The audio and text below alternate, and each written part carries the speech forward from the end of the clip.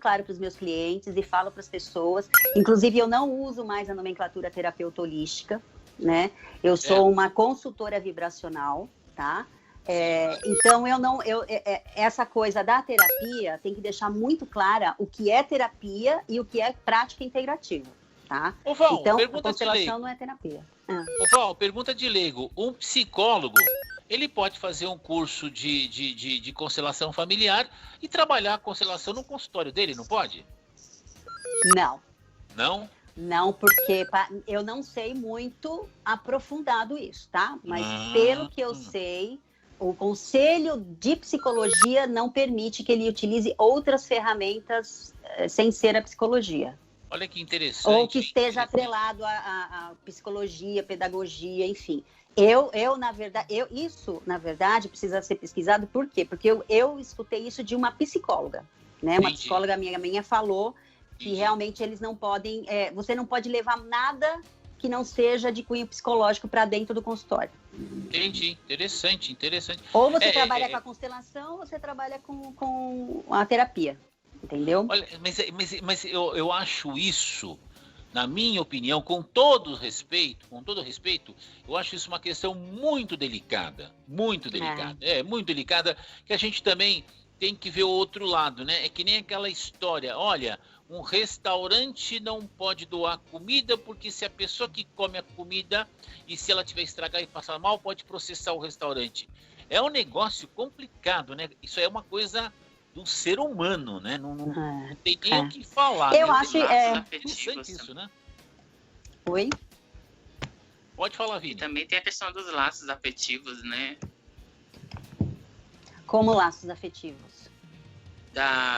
Não se baseia na questão de entender o processo do contexto familiar, né? Na verdade, a constelação, existe assim, ó.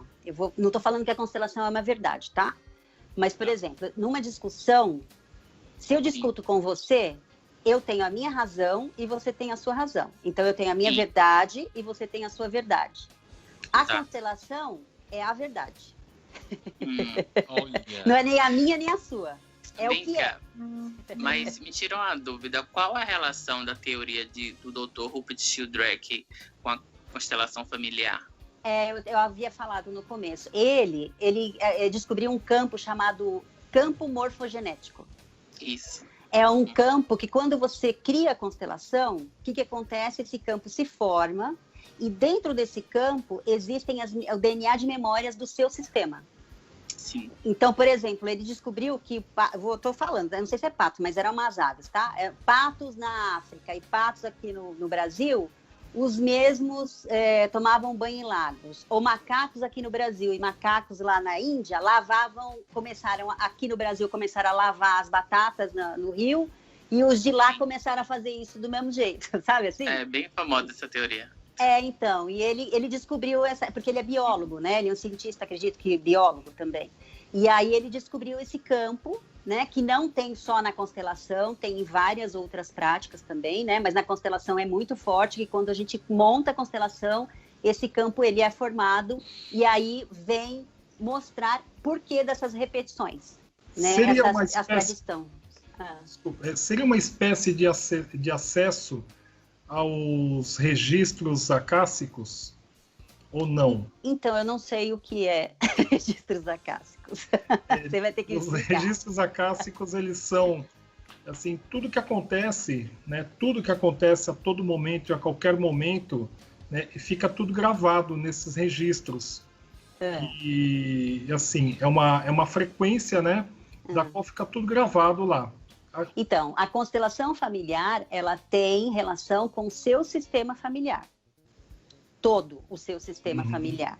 Então, você que é espírita, você deve saber disso, né? Essa coisa da reencarnação, né? Então, na constelação, você geralmente aparece o porquê que você tem problemas, por exemplo, com o seu pai. Uhum. E aí vem um ancestral, que quando monta a constelação, né? Aí coloca lá seu pai, coloca você, coloca o motivo do desentendimento dos dois, né? E aí esse motivo, às vezes, é aquele ancestral que, de repente, te representou lá naquela hora. E aí você vem representar, ou ele foi excluído por algum motivo e você vem representá-lo agora. Nascendo na mesma família, do mesmo jeito. Assim, a constelação é só você vendo para você, como é que eu posso dizer, ter essa consciência, entendeu? Explicando é uma coisa meio que confusa, mas você vendo, você consegue entender na hora. Eu consegui entender um pouco, tem sim. alguma relação com afinidade? Como assim, afinidade? Afinidade no processo de existencial ou de encarnação dentro da família? A afinidade te leva naquela família?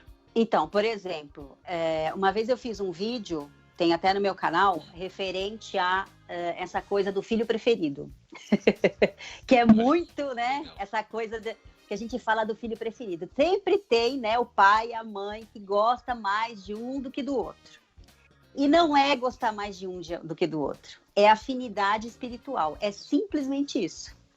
Os pais, eles vão amar seus filhos igualmente. Vão fazer a mesma coisa igualmente. Só que sempre tem aquele que tem uma afinidade espiritual maior. São mais parecidos, gostam dos mesmos gostos, faz as mesmas coisas, enfim. E aí, o outro que não tem tanta afinidade, né? Ele acaba não ter... É igual a gente ter amigos, né? A gente escolhe os amigos que a gente tem, não escolhe? O pai e a mãe, não é que eles não amem a gente. Eles têm uma maior afinidade com os filhos. Igual, por exemplo, na minha família tem essa coisa, né? Eu tenho uma maior afinidade espiritual com meu pai, minha irmã tem maior afinidade espiritual com a minha mãe, né? E aí, quando você não entende isso, você leva isso pro, né? A gente fala, eu sou incompreendido, meu pai não gosta de mim, minha mãe não gosta de mim, né? Uma coisa assim, e não é. Pais é uma coisa muito importante na constelação familiar, tá? Que eu vou até falar agora para vocês, que é o mais importante. Quando nós não aceitamos nossos pais do jeito que eles são, nós não nos aceitamos do jeito que nós somos.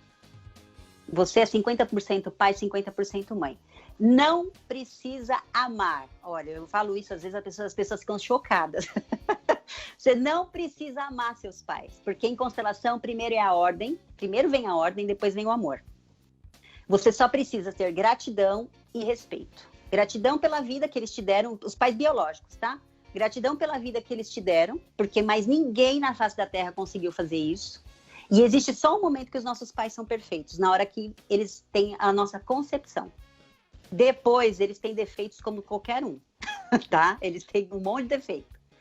E você não precisa amar. Agora, você precisa ter gratidão e respeito. Por quê? Quando você não se conecta com um dos dois, porque você é 50% pai, 50% mãe. O pai, ele representa os relacionamentos e o seu relacionamento com o mundo. E o trabalho, tá? Trabalho, que é o exercício de trabalhar, de buscar o sustento. E a mãe, ela representa a carreira e o dinheiro. Então, quando você não tem uma conexão com um dos dois, você tem problemas nessas áreas. A mãe representa o quê?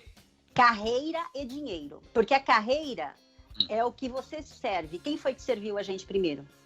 Ela, com o corpo dela. Tá. E o dinheiro é o retorno daquilo que você serviu. Então, ela tem uma amamentação, né? Ela nos nutre, Então, a nossa carreira é a forma que nós servimos o mundo, né? E através desse serviço que nós prestamos ao mundo, nós recebemos o dinheiro. Nós recebemos e o pai representa o quê?